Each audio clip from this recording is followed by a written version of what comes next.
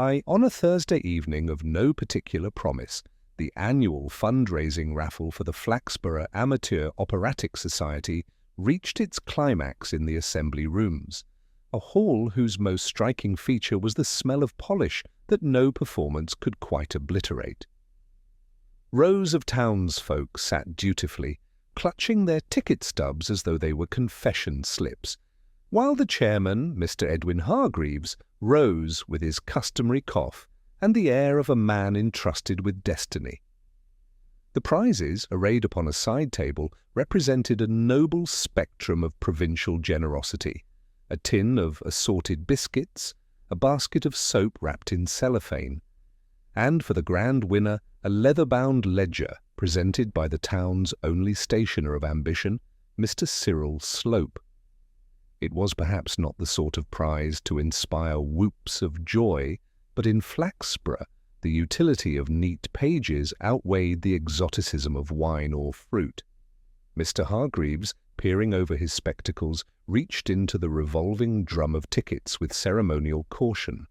The audience leaned forward, sighing collectively as the number was called.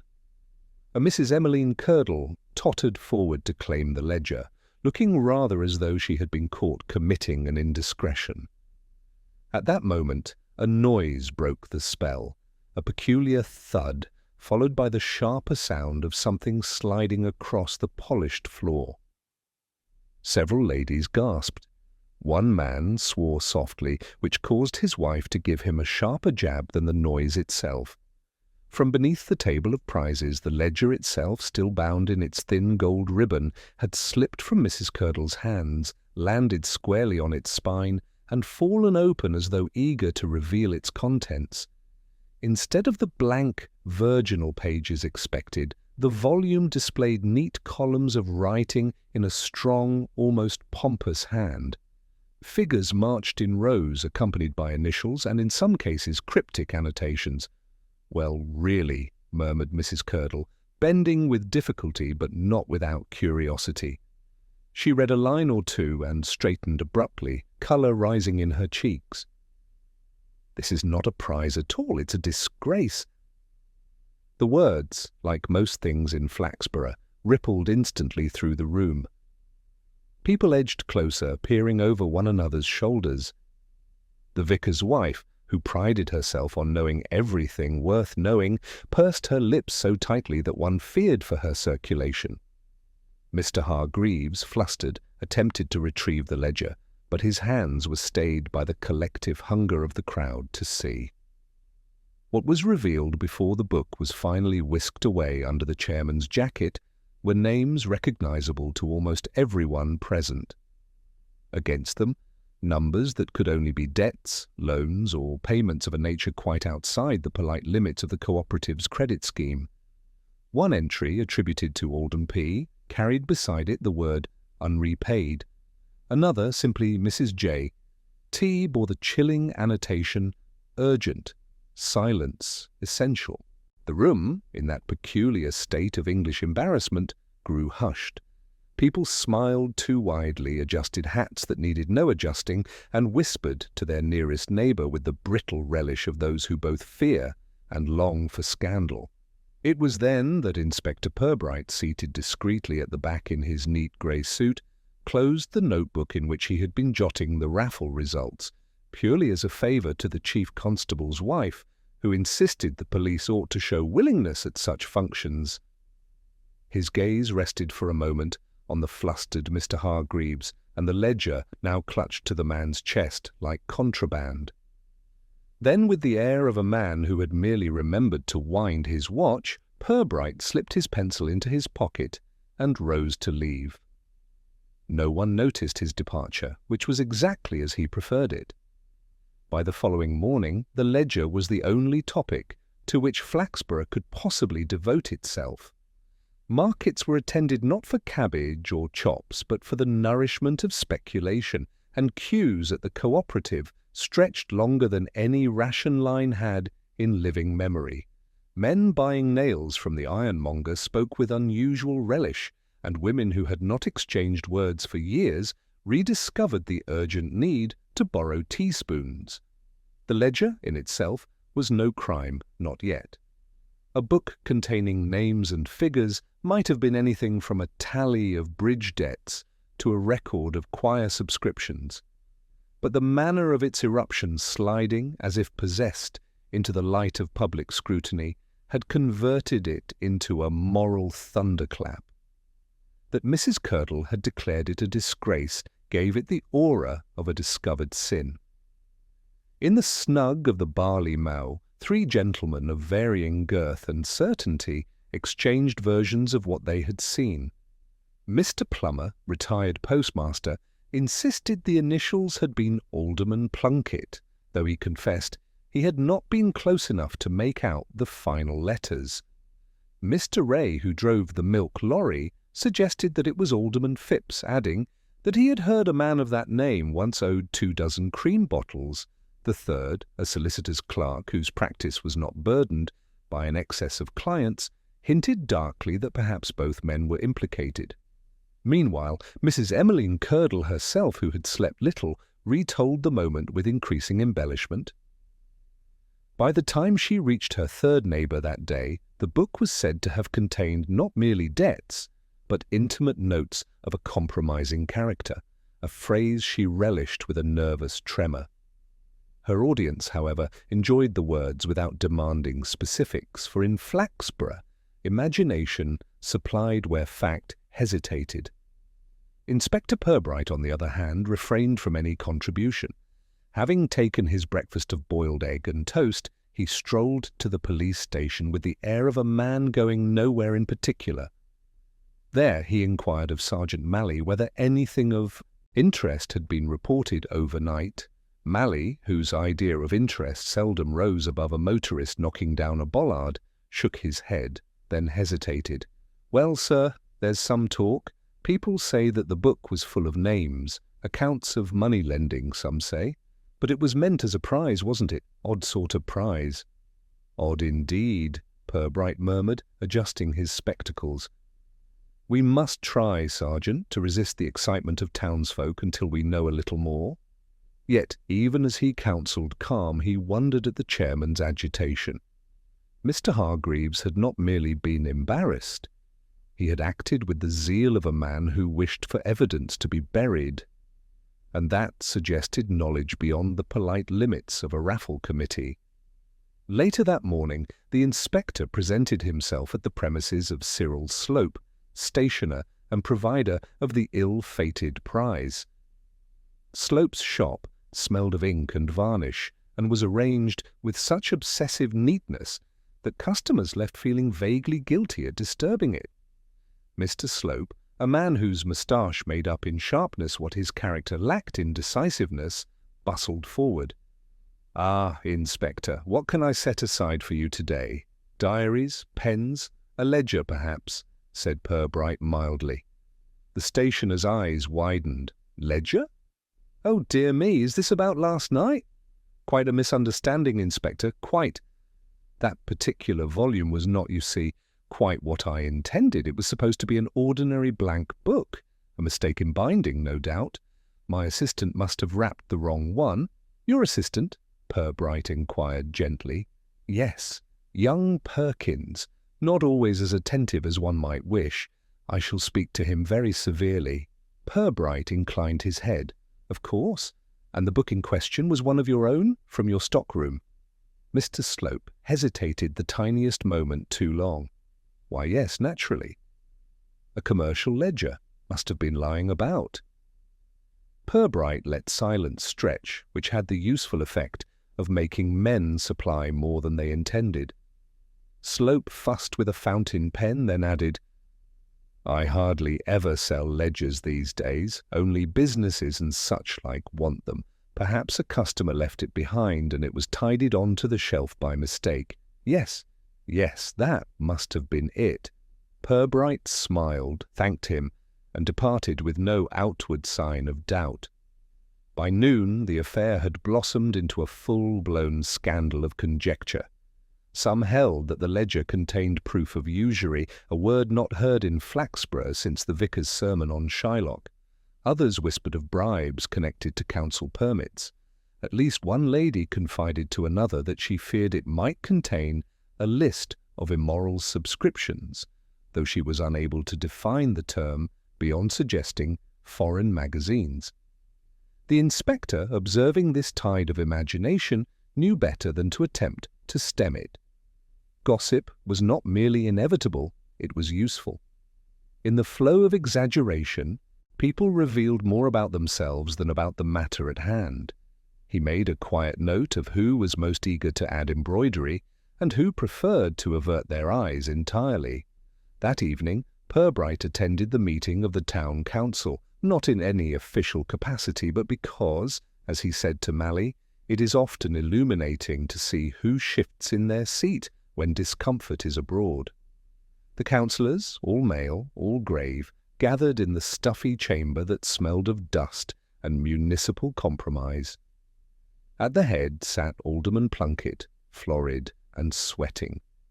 Business began with a tetchy discussion about lampposts, but under it all, the tension of the ledger lingered like a cough that no one admitted to having. Purbright, leaning back unobtrusively, watched as Plunkett dabbed at his brow whenever the subject of finance arose. Councillor Phipps, meanwhile, spoke with unusual vehemence about the importance of transparency in accounts, a declaration so vigorous that it could only have been meant to divert suspicion. When the meeting ended, Purbright slipped away unnoticed. He had no evidence, only impressions. The haste with which Mr. Hargreaves had hidden the book, the equivocation of Mr. Slope, the unease of councillors who normally reserved their passion for flower beds. None of it was proof, all of it was telling. Outside, the evening was cool, the lamps of the High Street pale against the dusk. Purbright paused by the shop front of Slope Stationers, where the ledgers in the window gleamed as blank and innocent as choir boys.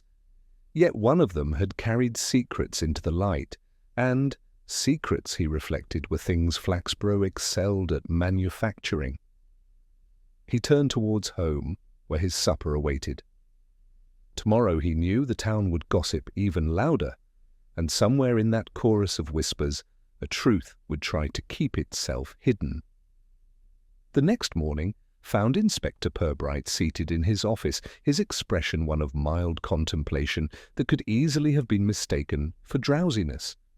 Before him lay a neat sheet of paper with a list of names: Mrs. Emmeline Curdle, Mr. Edwin Hargreaves, Cyril Slope, Alderman Plunkett, Councillor Phipps. They were not yet suspects, merely figures orbiting the strange appearance of the ledger. It was, Purbright reminded himself, far too soon to attach any guilt to them, yet equally imprudent to let them talk without listening. Sergeant Mally entered, with his usual tread that combined eagerness with faint resignation. "Morning, sir. People are still going on about that book. Mrs. Curdle came in earlier, said she felt obliged to report the shock it gave her.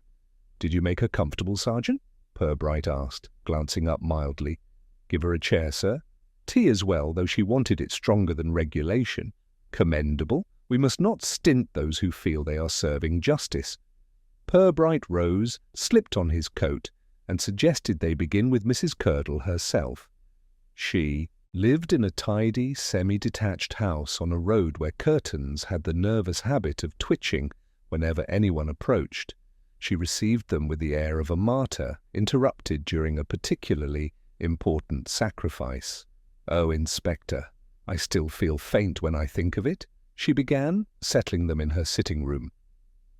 To be confronted with such impropriety when one is merely attending a raffle, most unsettling. The writing was bold, you know, not the sort of scrawl one associates with hurried notes, calculated, deliberate, as though the person were proud of keeping such accounts.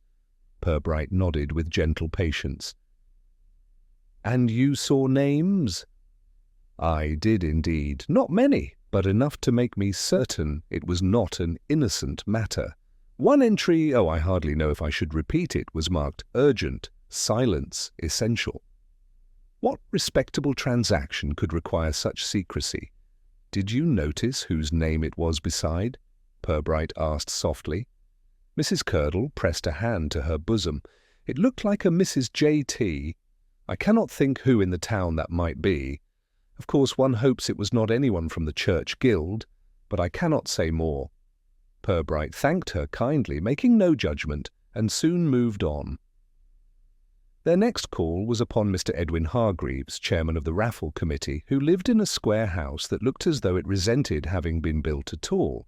Hargreaves, a man who perspired at the sight of a constable, received them in his study. "A frightful business, Inspector," he began, dabbing his forehead. "An unfortunate error, nothing more. I assure you the society had no knowledge of that ledger's contents. I seized it only to prevent unnecessary disturbance. One cannot allow a harmless gathering to degenerate into a witch hunt." "Quite right," Purbright agreed mildly. "And what became of the ledger? Why do I have it here, naturally?" Hargreaves opened a desk drawer, extracted the book, and placed it on the blotter with something like relief. "I meant to bring it to you this morning."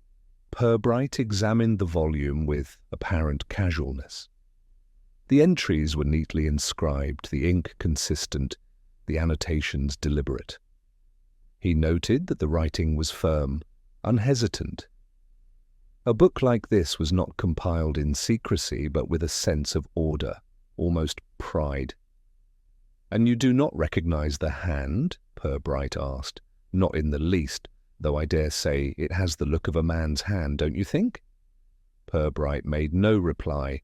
Instead, he closed the book gently and said, "We will hold this for safekeeping. Thank you for your cooperation, Mr. Hargreaves."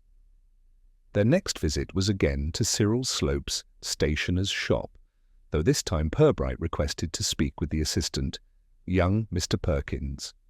The lad, pink about the ears and smelling faintly of glue, admitted that he had wrapped the prize. "But it was Mr. Slope what told me to fetch it," he protested. "Said to pick a ledger and put it neat with ribbon. So—" "I did. How did I know it wasn't blank?" "Indeed," Purbright said with gentle gravity. "One seldom expects a ledger to come already filled."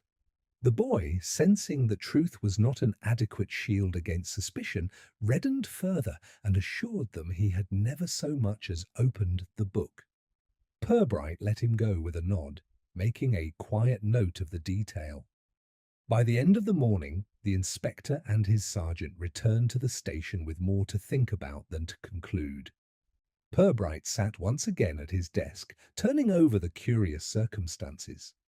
A ledger offered as a raffle prize, a chairman too anxious to suppress its contents, a stationer quick to suggest a muddle, and a boy who knew nothing.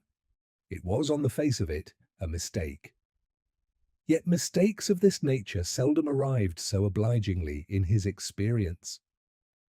That afternoon, Alderman Plunkett himself appeared at the station, his florid face arranged into what he perhaps imagined was an expression of calm good humour. "Just wanted to assure you, Inspector, that this silly affair has nothing to do with the council. Quite absurd. These rumours are flying about." "Rumours do tend to take flight," Alderman Purbright replied, observing the man's damp collar. "Exactly. And I, for one, have never borrowed or lent a penny in any underhand fashion. It is most improper to suggest otherwise. My reputation, well, I should hate for it to be besmirched by idle talk." Purbright inclined his head but did not comment, allowing the alderman's protestations to hang in the air, unaccompanied. When the man departed, Sergeant Malley leaned across. "He was nervous, sir, sweating like a pig." "True," Purbright agreed softly. "But then, men of his girth often perspire." That evening, as the town prepared itself for supper, Purbright sat quietly with the ledger on his desk. He read the entries again, noting the names and initials, the neatness of the columns, the occasional pointed remark. There was no violence here, no immediate crime. But there was, he felt, the breath of something improper, as though the town's respectability had been stitched together with thread that might fray at the slightest pull. He closed the book, leaned back, and smiled faintly. Tomorrow, he thought, it would be useful to hear how others explained away the existence of such a ledger. For explanations often concealed more than they revealed, and in Flaxborough, concealment was a language spoken fluently. By the third day, the clamour over the ledger had ripened into the kind of certainty that only a small town could produce.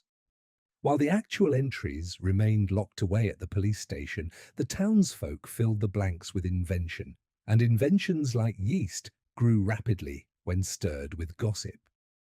Names that had been glimpsed imperfectly in the raffle hall were now quoted with absolute conviction in the tea shops and barbers' chairs. A consensus began to form, and consensus in Flaxborough was as dangerous as evidence. At the heart of it was Alderman Plunkett. His size, his ruddy complexion, his reputation for good dinners and unpaid bills all made him a convenient repository for suspicion that the ledger was said to contain an entry marked unrepaid beside the letters Alderby P seemed to clinch the matter. Few doubted it referred to anyone else, and even fewer paused to consider that truth rarely arranged itself so tidily.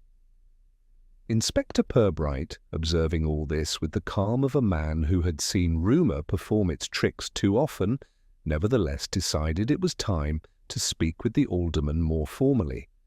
Plunkett received him in a drawing-room upholstered to suffocation, every chair padded as if designed to resist confession.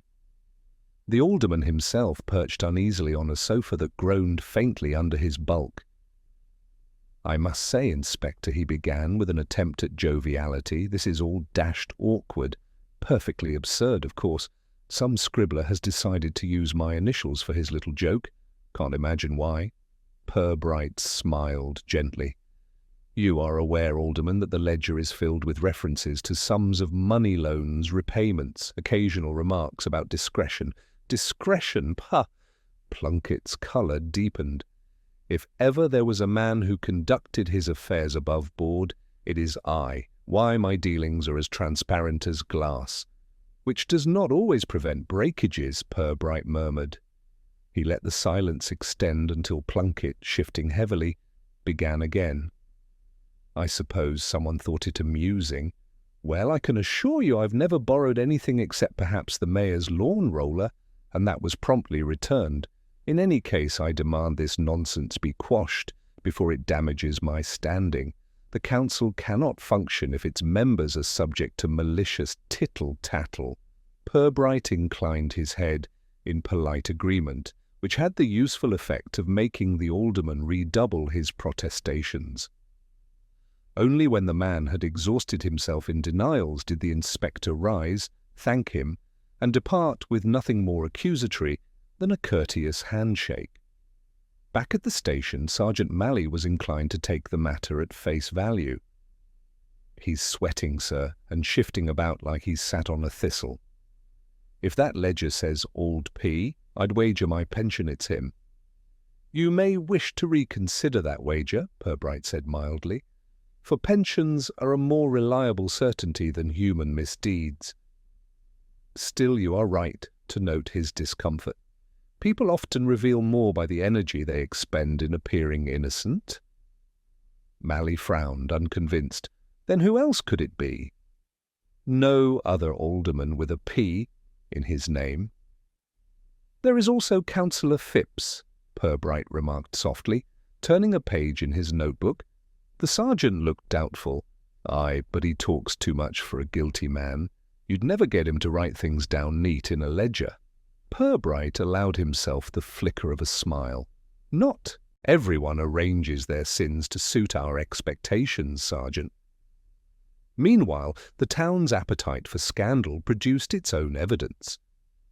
In the hairdresser's shop, Mrs. Jenks swore she had once seen Alderman Plunkett hand over a bundle of notes to a young woman outside the library. At the fishmonger's, someone recalled that Plunkett's accounts at the bank had once been overdrawn beyond propriety. By the time the week ended, there was scarcely a citizen who could not produce some vague recollection confirming the alderman's guilt. Purbright listened to these reports without discouragement. Gossip, he knew, often contained a grain of truth, but one needed to sift carefully to separate the grit of malice from the gold of fact. He chose instead to speak with Councillor Phipps, who proved obligingly voluble. Of course, I've heard the chatter, Inspector, utter nonsense. Still, I must say, a book of that sort is quite dangerous in the wrong hands. Good job with the police. You've no idea how damaging it could be if people misunderstood. Personally, I never lend money. Unsound practice lending leads to resentments, though I've been approached. Mind you, people know I'm in a position of some means. I tell them no, always no. Best way. His protestations, though earnest, contained too much detail for Purbright's taste. Men who were wholly innocent seldom troubled to provide reasons in triplicate. Still, nothing in his manner indicated guilt beyond the ordinary desire to exculpate oneself before an accusation had even been levelled. By Friday evening, the town had made up its mind. Alderman Plunkett was the culprit, the ledger was his private record of loans and bribes, and the raffle, whether by malice or mishap, had exposed his dealings. That no actual evidence of money changing hands had surfaced did not trouble Flaxborough's citizens. Truth, they considered, was something naturally obvious, requiring no proof. At the police station, however, Purbright continued to study the ledger with the patient absorption of a man reading not words, but tone. He lingered on the phrasing of certain annotations that seemed curiously precise, almost legalistic.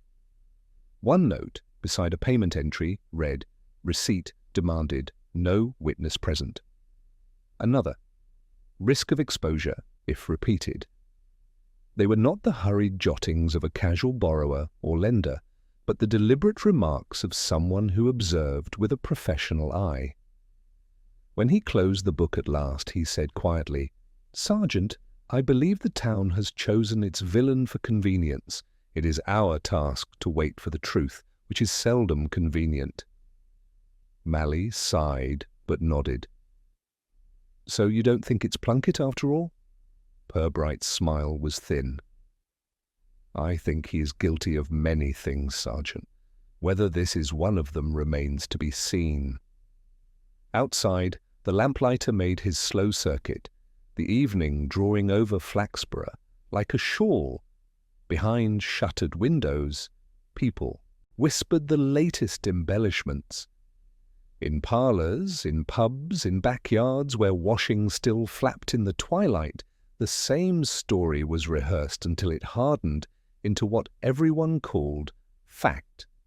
But Purbright, who knew that fact in Flaxborough was always embroidered with self-interest, waited patiently for the thread that would unravel the whole.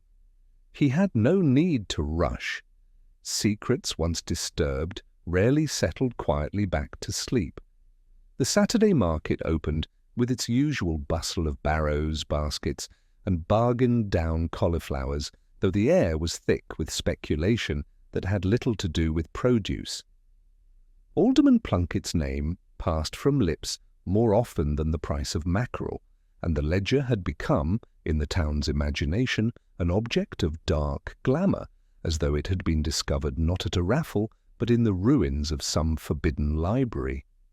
The more it was discussed, the less it resembled an ordinary book. Inspector Purbright, who preferred his facts without embellishment, took a stroll through the market with Sergeant Malley at his side. The walk was less to gather food than to listen. He knew that people, when they thought a policeman was present only by accident, tended to speak more freely. A scrap of talk caught his ear near the haberdasher's stall. Two women, heads bent over a display of ribbons, spoke with the urgency of conspirators. "I tell you, it had my cousin's name in it clear as day.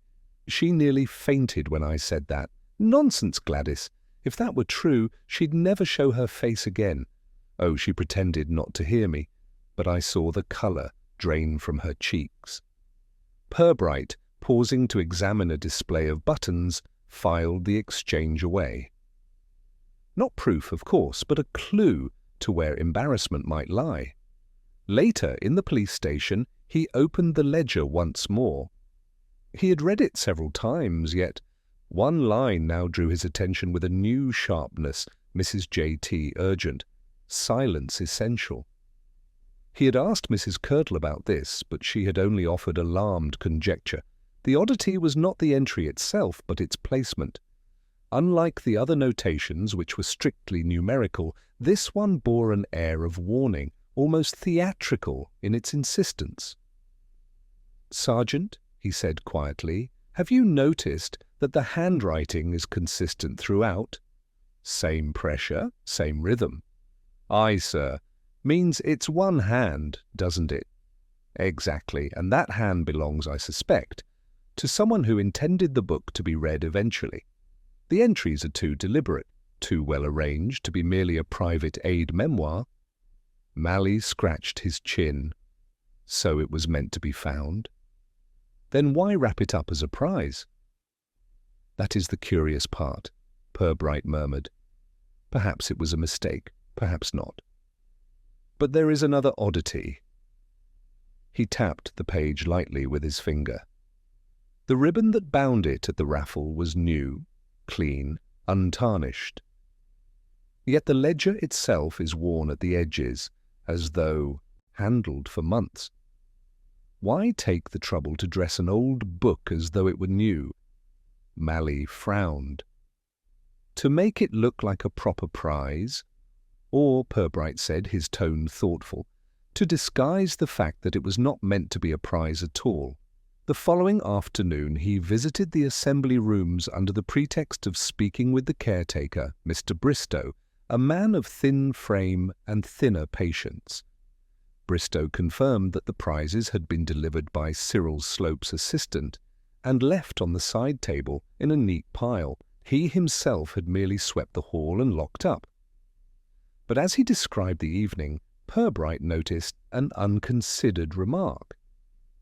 "I said to young Perkins," Bristow recounted, "why bother with a ledger for a prize? He just shrugged and said the boss wanted to get rid of it. Odd thing to say, but I didn't think much of it." "Wanted rid of it," Purbright repeated quietly. The phrase lingered. That evening, over his supper of cold ham and pickles, the inspector reflected. The town had settled comfortably into accusing Alderman Plunkett, but this detail about Slope disturbed the picture. A stationer eager to be rid of a ledger that contained private accounts, what motive could that suggest? He returned once again to the shop the next morning, ostensibly to purchase envelopes. As Slope fussed about, offering various sizes and colours, Purbright's eye fell on the ribbon drawer left slightly open behind the counter. Within it lay reels of the same gold ribbon used to bind the ledger. "Your stock, I presume," he remarked lightly. The Slope coloured faintly. "Oh yes, Inspector, we dress up all manner of gifts that way. Adds a touch of a ceremony." "Indeed," said Purbright, pocketing his envelopes. And it certainly served the purpose. When he left, he did not hurry back to the station, but took a slow turn about the square. What struck him most was the apparent triviality of the ribbon. Yet trivialities, in his experience, had the habit of prizing open larger truths. Why would Slope, who prided himself on neatness, dress up a second-hand ledger and donate it as a prize? Mistake seemed the least convincing explanation. That afternoon, Purbright returned to the ledger itself, examining not only the handwriting, but the faint impressions where the nib had pressed into the paper. The annotations, though neat, betrayed a certain flourish at the end of words, a flourish he had seen before. He closed his eyes briefly, summoning memory. A letter, months earlier, written on the thick cream notepaper of the Operatic Society, signed by Edwin Hargreaves. The loops of the G and the firm downstroke of the T bore a resemblance that was now difficult to ignore. He did not announce this observation, not even to Malley. Instead, he placed the ledger back in the drawer and resumed his paperwork. Evidence, he knew, required patience, and patience was his most reliable tool. But in the back of his mind, the golden ribbon. and the tidy hand of Mr. Hargreaves had already begun to knot themselves together in a way the town's loud certainty about Alderman Plunkett never could. As dusk settled and the church bell tolled the half-hour, Purbright allowed himself a small, almost private smile. It was always the smallest things, the way a ribbon gleamed, the way a letter was signed, that betrayed the larger deceits. The town might be satisfied with its chosen villain, but the inspector knew better than to follow the crowd. Somewhere in these careful details lay the true beginning of the matter, and he intended to follow it slowly until it led him to the end. The week after the raffle, Flaxborough was buzzing like a disturbed hive. The scandal of the ledger had reached the point where no part of daily life could be separated from it. At the butcher's counter, the discussion of cuts of beef was inevitably linked to cuts of credit. At the grocer's, speculation about tea blends gave way to speculation about initials. And in the post office queue, one woman flatly refused to accept her change until the clerk admitted whether her neighbour's name had been in the book.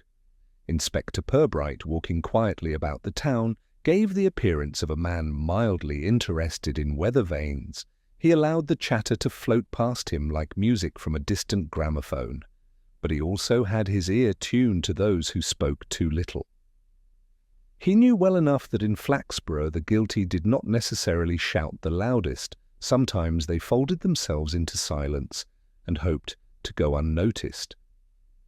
On Tuesday morning he visited Mrs. Trott, a widow who lived on the edge of town and whose opinion, though seldom requested, was always available. She received him in a parlour crowded with china dogs and lace antimacassars. "You'll want to know about Mrs. Curdle, no doubt," she said, without invitation. "Mark my words, that woman thrives on scandal. She's been dropping hints left and right that she knows who the ledger points to, though she never says directly, likes to keep herself in the middle of it. I wouldn't trust her with the sugar bowl, let alone a secret." Purbright nodded politely, asked a question or two about Mrs. Trott's late husband's fondness for choir festivals, and took his leave. He had heard what he expected, that Mrs. Curdle was relishing her accidental role as gatekeeper of impropriety. That, too, was useful, for a person who relishes scandal often shapes it to their liking. In the afternoon, he called upon the Reverend Grote, vicar of St. Michael's.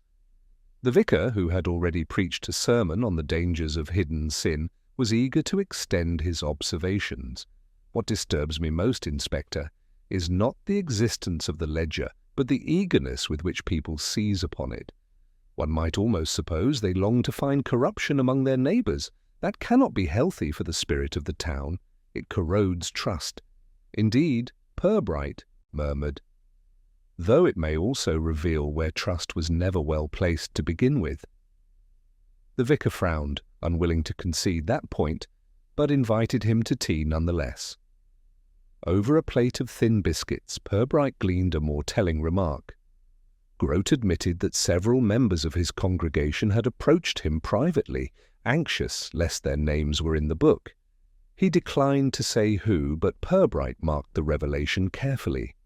Fear of exposure, whether justified or not, was often as telling as exposure itself. Meanwhile, Sergeant Malley reported back with news from the taverns. "Lot of talk about Cyril Slope, sir. Some reckon he's been running a side business in loans. Others think he's keeping blackmail accounts. One fella swore Slope's handwriting looks just like what's in that ledger." Purbright shook his head gently. "I examined Mr. Slope's receipts. His hand is neat but rounded with a tendency to sprawl. The ledger is firmer, clipped. Quite another character altogether." Malley looked disappointed. "So not him, then?" "Not directly," said Purbright, "but he remains useful." By Thursday, Purbright's inquiries led him to Mrs. Joyce Tiddle, a dressmaker whose initials J.T. aligned uncomfortably with the entry, urgent, silence, essential. He called at her workshop, a narrow front room cluttered with bolts of cloth and the faint odour of paraffin. Mrs. Tiddle, stout and red-faced, greeted him with suspicion. "I've nothing to do with that wretched book, Inspector. If my initials are in it, then someone's made mischief. Urgent silence indeed. I run a respectable business. I've never borrowed nor lent anything except the odd thimble. Purbright let her words tumble out, watching her hands fuss with a length of muslin. She was indignant, yes, but her indignation seemed rehearsed, like a line repeated too often to sound natural. He asked if she had ever dealt with Alderman Plunkett or Councillor Phipps. She stiffened, not directly. Plunkett once asked about curtains, but he never ordered. And Phipps, well, he likes to talk, but he's never bought a stitch from me. Her answers were plausible, yet the tremor in her voice betrayed unease. Purbright thanked her, offered a mild word about the beauty of her needlework, and left her staring at the muslin with a look of troubled calculation. Later that evening, he dined quietly at the Barley Mow, listening without appearing to. Two men at the next table speculated loudly that Mrs. Tiddle was at the heart of the matter, perhaps running a secret lending circle among women of the guild. Another insisted that she was the victim of malicious gossip started by Hargreaves to distract from his own involvement. The third, a farmer with little interest in society scandals, remarked that he would rather worry about the price of barley than the balance sheets of dressmakers. The inspector returned home with no clear evidence, but with a widening circle of possibilities. The field of enquiry had expanded far beyond Alderman Plunkett and into the softer underbelly of Flaxborough society, where respectability was stitched together with unspoken debts and obligations. In his study he opened the ledger once more, this time reading not the numbers, but the sequence of names. They were not random, they followed a rhythm, as though grouped by occasion or association. Some names from the operatic society, others from the council, others still from shopkeepers. It was less the record of one man's dealings than a kind of catalogue of the town's private embarrassments. He closed the book with deliberate care. If one man had kept these notes, he had done so not merely as a lender or blackmailer, but as an observer of the town itself, someone who took quiet satisfaction in arranging lives into columns, neat and damning. That such a book should surface as a raffle prize was absurd on the surface, yet perfectly logical in the way absurdities in Flaxborough often were. The inspector leaned back, folding his hands across his stomach. Outside, the lamps flickered on, and the square echoed faintly with the clatter of boots. In the ledger, he sensed, was not only impropriety, but design. Someone had contrived its appearance, and until he understood who and why, the town would continue to amuse itself with gossip while the real matter remained hidden. By Friday evening the ledger might have begun to lose its novelty had not the town, with impeccable timing, been offered fresh provocation. Just as gossip seemed to circle without progress, another incident occurred that thrust the whole affair back into sharper focus. Inspector Purbright had gone home at a reasonable hour, allowing himself the rare comfort of an early fire. He was midway through an evening paper which carried a predictably overblown piece on the scandalous ledger, accompanied by a sketch of Alderman Plunkett looking stout and guilty, when the telephone rang. It was Sergeant Malley, his voice carrying the peculiar blend of urgency and bewilderment that meant something unexpected had happened. "Sir, there's been a break-in at Mr. Hargreaves's house." Purbright set down his pipe and replaced his spectacles carefully before replying. "Anything taken?" "That's the odd part. Only papers. Drawers gone through, study ransacked. Not much else disturbed." "I see," said Purbright, already reaching for his coat. "Stay there. I'll join you." At Hargreaves's square, joyless house, the inspector found the man pale with agitation, his normally precise manner scattered into fragments. Drawers had indeed been pulled open, files rifled, but silverware and trinkets remained untouched. It had all the look of someone searching for something particular. "My papers!" Inspector Hargreaves said, wringing his hands. private papers, club accounts, personal letters, confidential matters. None of it criminal, of course, but deeply embarrassing. Should it be, well, misconstrued? Purbright nodded gravely and asked him to make a list of anything missing. While Hargreaves babbled, the inspector examined the window where entry had been forced. The catch was broken clumsily, as though by someone who understood what burglary ought to look like, but had not practiced the art. Sergeant Malley muttered, "Strikes me, sir, whoever did this wasn't after the silver. They were after another ledger." "Or perhaps the same one," Purbright murmured, "though it is safe at the station." When he returned later that evening, he took the ledger from the drawer of his desk and studied it anew. He noticed now a faint impression on one page, a pressure mark, as though another sheet had once been written upon it and since removed. He held the book to the lamplight and traced the ghost of a word schedule, and then a scrawled line too faint to read. It was the first sign that the ledger had been tampered with, or altered, before finding its way to the raffle table. The burglary, coupled with this discovery, shifted the whole complexion of the case. The ledger was not simply the private record of some discreet moneylender. It was an object others desperately wished either to possess or to destroy. That Hargreaves's study had been turned over suggested he was closer to its origin than he wished to admit. The next morning, Purbright made discreet inquiries at the bank, where the manager, a man of owl-like solemnity, confirmed in guarded tones that certain local accounts had been under quiet strain. He would not disclose names, but the inspector did not need them. The faint blush when the names of Plunkett and Phipps were mentioned, and the heavy pause before several tradesmen, were revealing enough. At the same time, fresh rumour seized the town with the arrival of a second volume, or what was said to be such.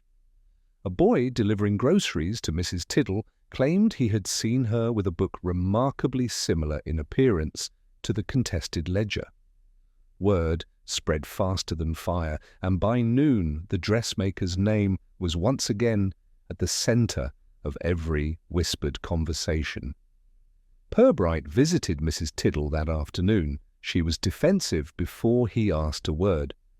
"I've no second book, Inspector. That boy must have seen my account ledger for cloth purchases. Perfectly ordinary. Would you like to see it?" She produced a slim volume filled with notes of fabric, dates and payments, all proper, all dull.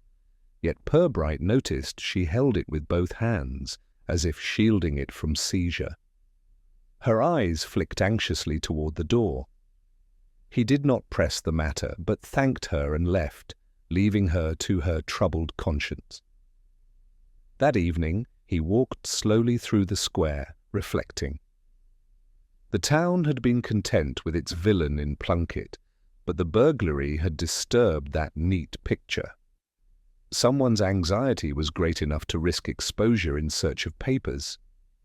The trivial ribbon, the consistent handwriting, the ghost, impressions, and now the burglary were pieces of a pattern still obscured but undeniably present. Back at the station, Malley was convinced. "It's Hargreaves, sir. Has to be. He was the one hiding the book as quickly as anything at the raffle. Now his house is broken into.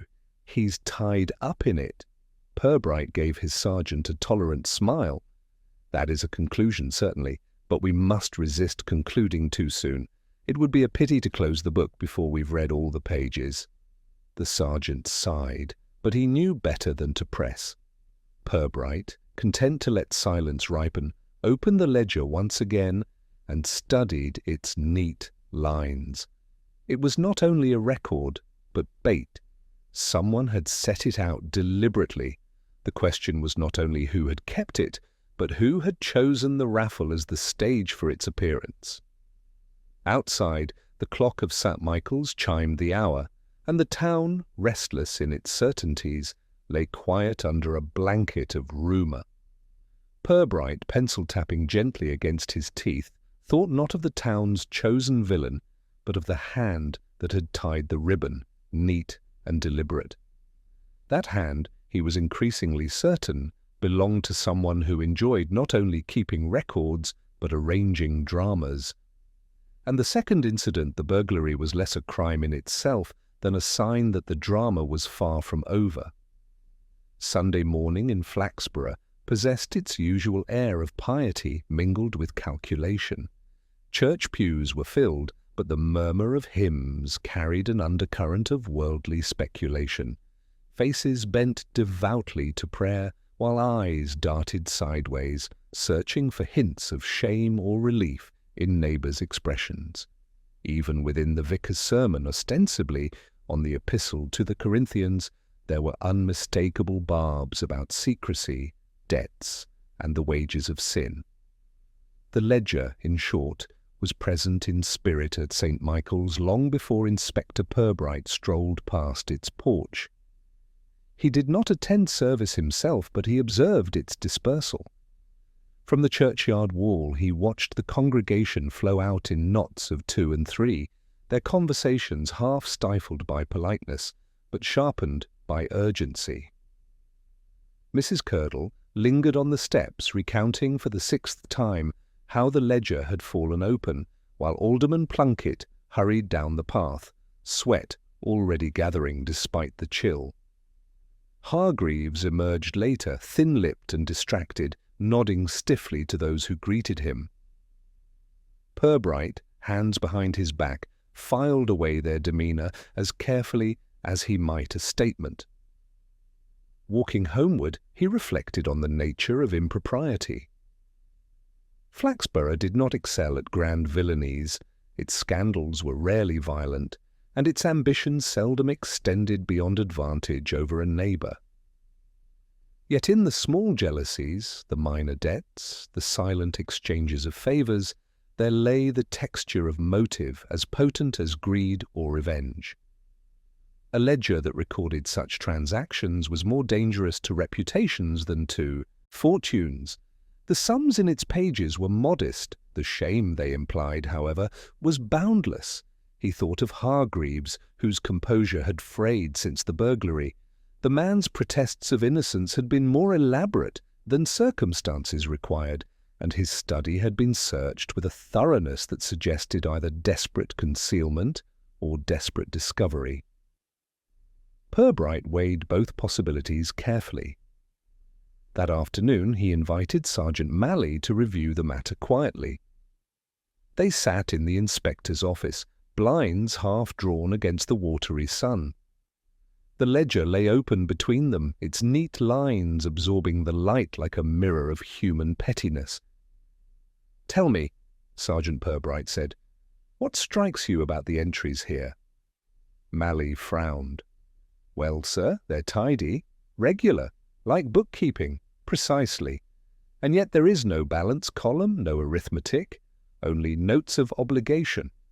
One does not sense here a man keeping accounts for business. One senses a man keeping accounts of people."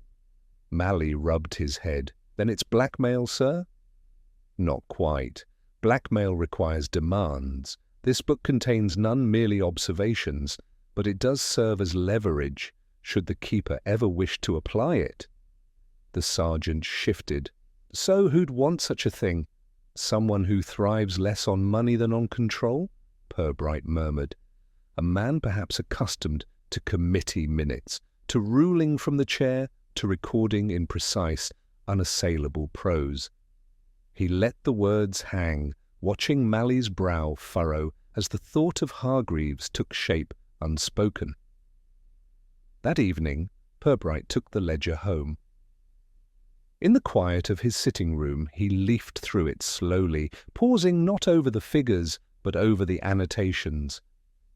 There was a quality of style in them, the fastidious comma, the deliberate choice of phrasing. One entry read, "Matter not to be broached in public." Another, "Speaker lacks discretion. Remind privately." It was the language of a chairman, not a creditor. He recalled Hargreaves at the raffle, snatching the book away not merely in embarrassment but in fear. It was, in that moment, less the fear of scandal than the fear of recognition. He replaced the ledger in his briefcase and sat back, staring at the fire. If Hargreaves had compiled it, what was his purpose? Perhaps not extortion, but security, the quiet comfort of possessing people's vulnerabilities. Such a collection of confidences would make him formidable in committee, untouchable in society, the hidden arbiter of small-town affairs. But if someone had discovered this private armory, the raffle might have been a stage-managed humiliation, a way to turn his weapon back upon him. Purbright considered the burglary again. Was it a desperate attempt by Hargreaves to retrieve what he feared still lay hidden? Or had another, knowing of the ledger, sought further documents to prove his authorship? The answer lay not in suspicion, but in behaviour.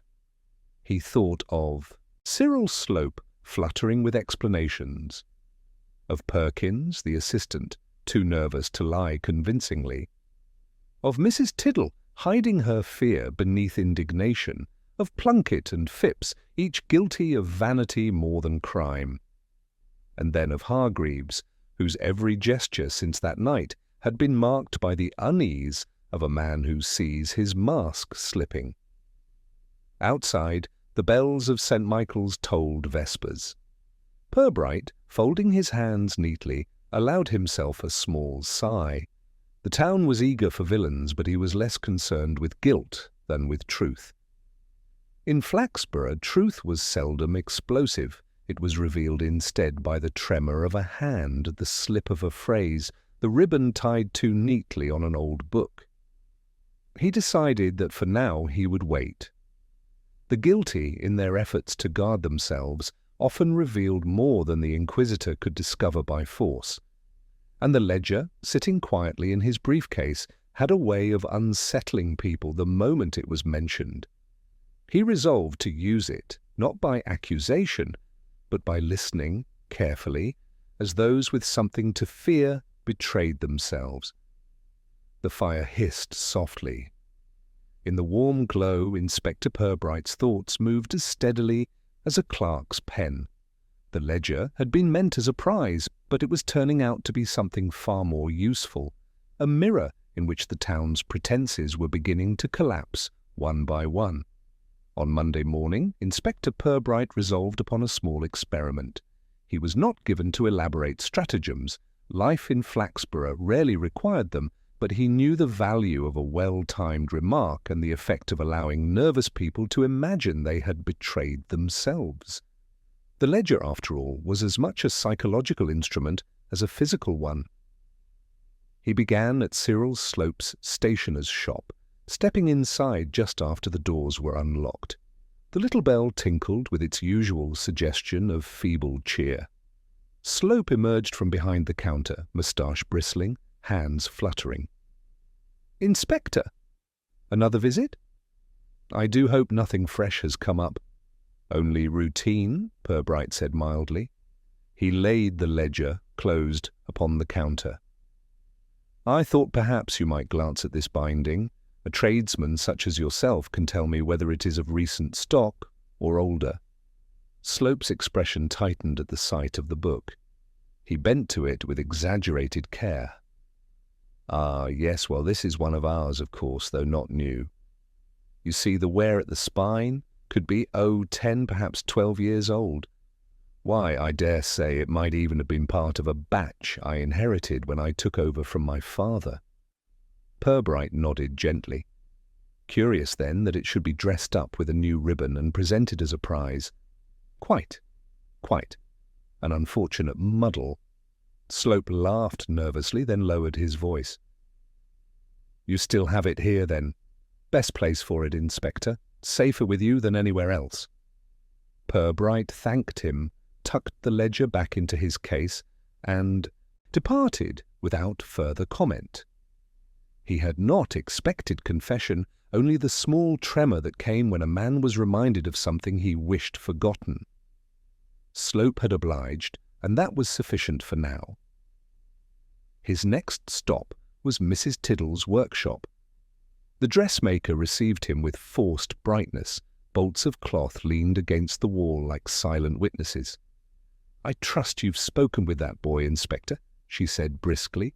The one spreading tales about me keeping some dreadful book. Ridiculous."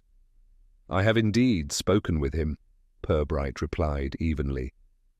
He placed the ledger, closed, upon her cutting table, its leather gleaming under the lamplight. "Perhaps you could assure me that this is not the book he saw in your hands?" Her eyes flickered to it, then away. She swallowed hard, the scissors in her hand snipping at empty air. "Of course it isn't. I told you I keep accounts, yes, but only of fabrics and fittings. That thing has nothing to do with me." "Quite so," Purbright murmured. He collected the ledger again, offered a polite bow, and left. Behind him, he could almost hear the sigh she dared not release while he was in the room. By midday, he called at Mr. Hargreaves's square house. The chairman greeted him stiffly, still pale from the burglary. Purbright allowed himself to be shown into the study where the drawers had been rifled. "A most distressing violation, Inspector. I can hardly collect my thoughts." "Quite understandable," Purbright said. He opened his case and with deliberate calm drew out the ledger. He set it on the desk and waited. Hargreaves' face drained of what little colour remained. His eyes fixed upon the book as though it might burst open and speak aloud. He pressed a handkerchief to his lips. "You have it still?" he managed. "Where better?" Purbright replied. "I merely wondered whether you recognized the hand." "No, certainly not. Why should I?" Purbright regarded him steadily. "Because it is remarkably similar to your own."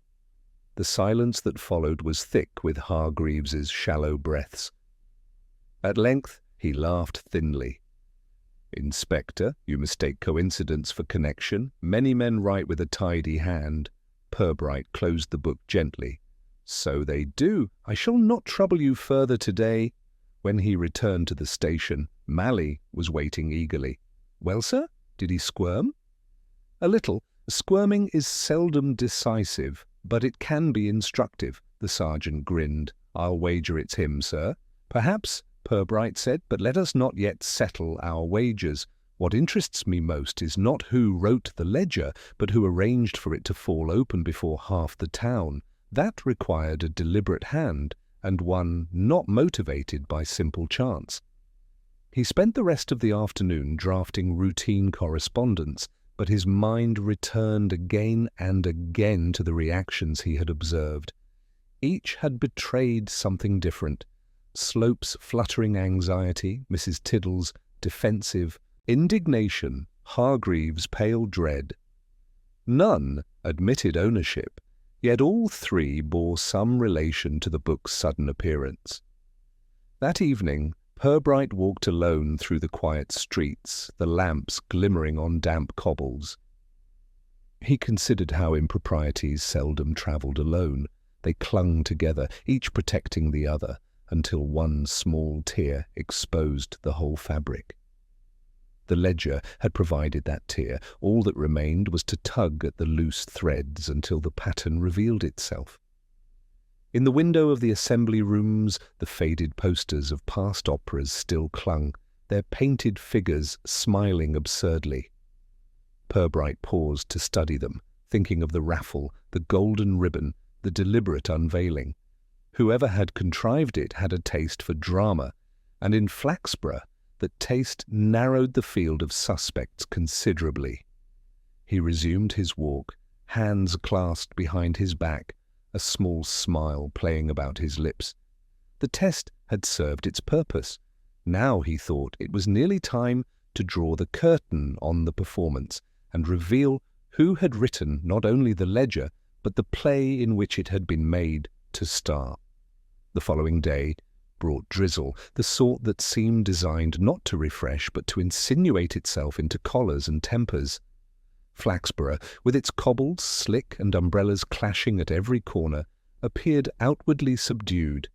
Yet beneath the damp quiet there remained a restless tension, for the ledger was still on everyone's tongue. It had ceased to be merely a curiosity and had become, in the town's imagination, the key to some grand unmasking. People did not know what they wished to be revealed, only that it must be something suitably disgraceful.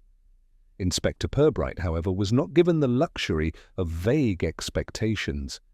He had his experiment of the day before fresh in his mind, the sight of Hargreaves paling, of Slope fluttering, of Mrs. Tiddle's eyes darting.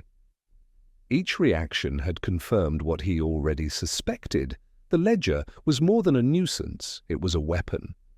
The only question was whether it had been dropped into the raffle by clumsiness or cunning. By mid-morning he had arranged a small gathering at the police station under the guise of clarifying statements. Present were Cyril Slope, Mrs. Tiddle, and Alderman Plunkett. Hargreaves, claiming indisposition, sent apologies, though Purbright suspected he was simply unwilling to meet the ledger again in public. He let the three of them sit uncomfortably in the conference room, the ledger closed on the table like a guest of honour. Then, with the patience of a man content to let silence do most of the work, he began asking gentle questions. To Slope. "You recall instructing your assistant to prepare the prize?"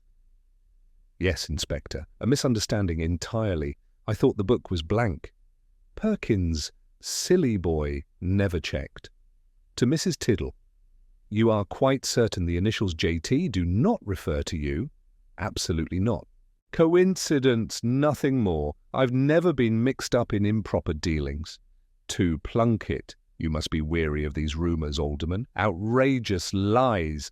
I've told you before, never a penny borrowed nor lent beyond what's proper." Each denial rang with the overemphasis Purbright had come to expect. What interested him was not the words, but the way their eyes wandered to the book, as though it might spring open and shout their secrets aloud. He dismissed them after half an hour, having extracted no confessions, but a rich crop of discomfort. That, he knew, was enough to cultivate.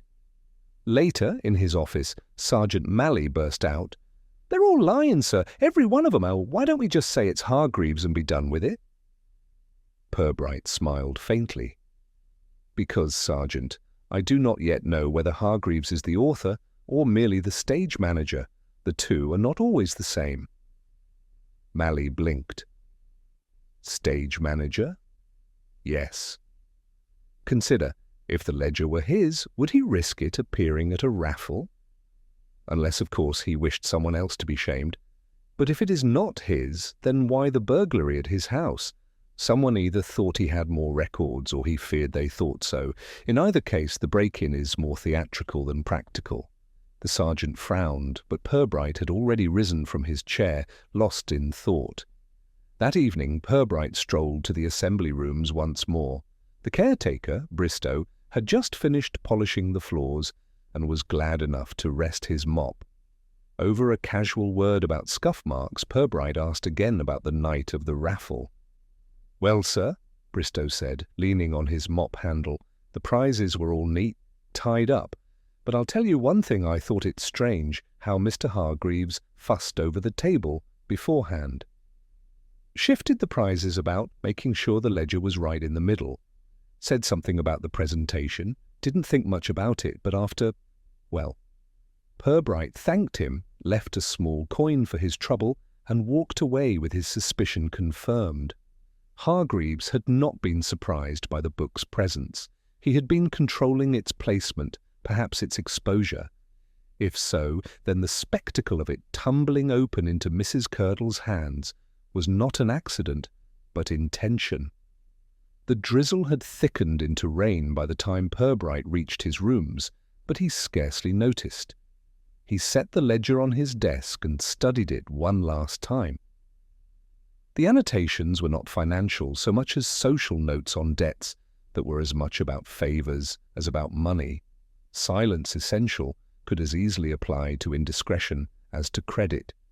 He saw again in his mind the chairman's neat minutes of committee meetings, the tidy reports, the love of order. It was Hargreaves's hand beyond doubt, yet the man had tried to distance himself, and someone had broken into his house as though to confirm what already seemed plain. The inspector drew out his pipe, filled it, and let it smoulder as he reflected. This was not a case of crime in the blunt sense, No robbery, no violence, no embezzlement on a grand scale. It was a matter of power, the quiet domination of neighbours through knowledge of their weaknesses. The impropriety of the ledger was not its existence, but its use. Whoever held it could nudge committees, sway votes, silence criticism. It was a private whip in a town that prided itself on public respectability. By the time the clock struck 10, Purbright had resolved upon the next step. He would call a gathering, not at the police station, but in the very hall where the ledger had been first displayed. He would invite those whose names had appeared in its pages, together with those most suspected. And there, in the calm civility of a committee meeting, he would lay out the truth. No accusation, no theatrics, just the simple presentation of fact. For it was in such settings that Flaxborough's dramas found their proper stage. He sat back, folded his hands, and allowed himself a thin smile. Tomorrow the curtain will rise on the final act. The ledger had been meant as a tool of quiet manipulation, but by a turn of irony, it had instead become the means by which its author would be revealed. In Flaxborough, impropriety was seldom punished by law, it was punished by exposure. And in that punishment lay the inspector's most useful ally. The assembly rooms had been borrowed under the unassuming title of a meeting of interested parties. No proclamation was made, no invitations printed, only discreet notes delivered by constables, and the assurance that Inspector Purbright wished a word about the misunderstanding of the raffle prize.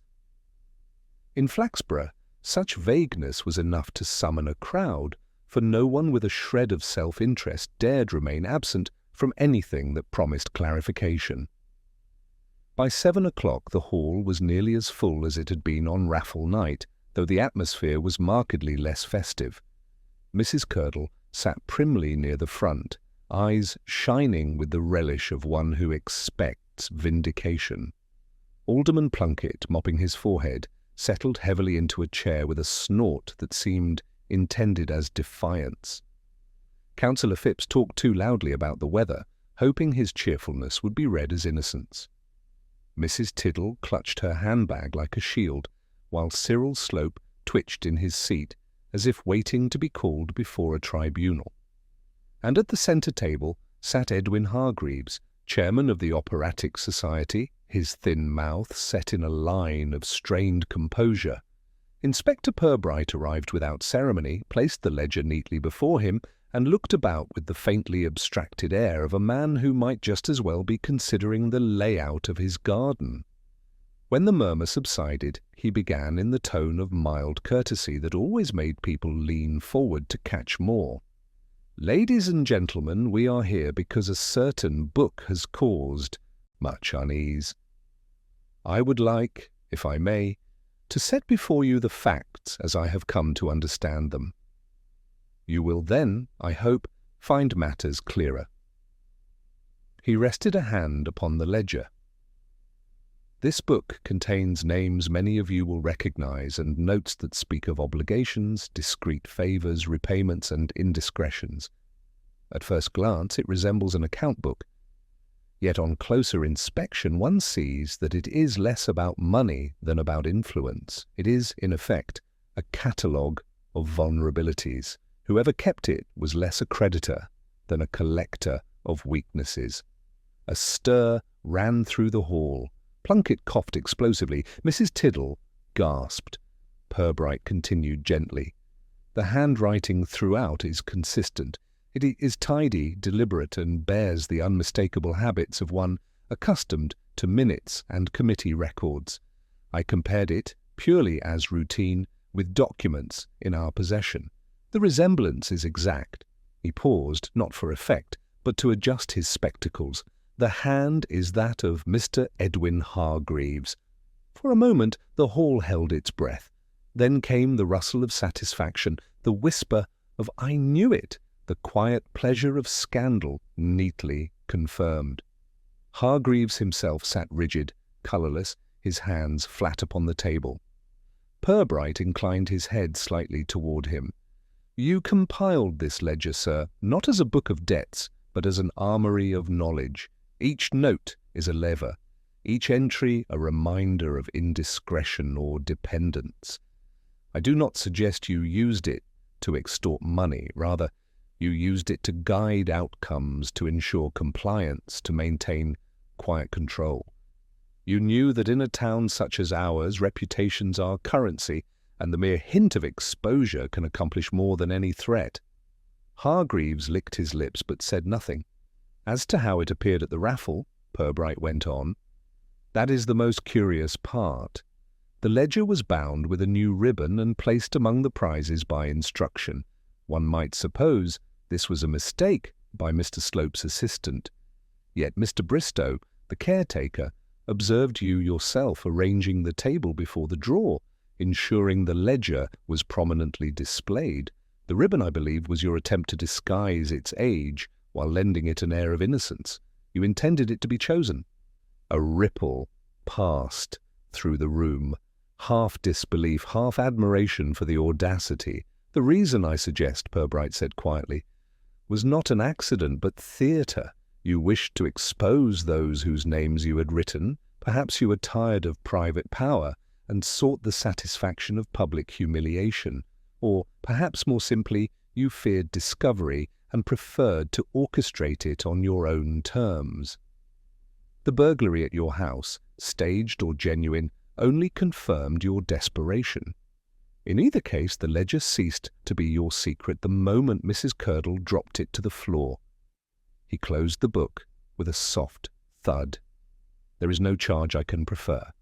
No law forbids a man from writing down what he knows, however ungenerous that knowledge may be. But impropriety, Mr. Hargreaves, has its own consequences. You have lost the confidence of those whose names you kept, and I dare say you will not be entrusted with their secrets again." The silence that followed was broken only by the uncomfortable shuffle of feet. Hargreaves sat as though carved from wax, his eyes fixed on nothing. Around him, the others shifted with a mingled sense of relief and outrage. Relief that they had not been accused, outrage that they had been catalogued. Purbright rose, slipped the ledger under his arm, and gave a small bow. "That concludes the matter. I thank you for your attendance." One by one, the townsfolk drifted out into the damp night, their whispers rising as they went. Plunkett muttered triumphantly about vindication, though his face still shone with sweat. Mrs. Tiddle stalked away stiffly, her handbag clutched tighter than ever. Slope hurried after them, moustache quivering. Mrs. Curdle lingered longest, disappointed that the scandal had ended in words rather than arrests, but satisfied enough to carry the tale into the coming week with embellishments of her own. When at last the hall was empty, Purbright stood for a moment in the echoing silence. He did not gloat, he did not scold, he merely reflected, as was his habit, on the curious appetites of human nature. The hunger for control, the delight in exposure, the town's unerring instinct for gossip. Flaxborough would return tomorrow to its markets and committees, but beneath the surface something had shifted. The chairman's authority was broken, and with it the illusion that respectability was secure. Back in his office later that night, Purbright placed the ledger in the evidence cabinet, not because it was evidence of crime, but because it was a record of the town's peculiar theatre, and such records had their own quiet value.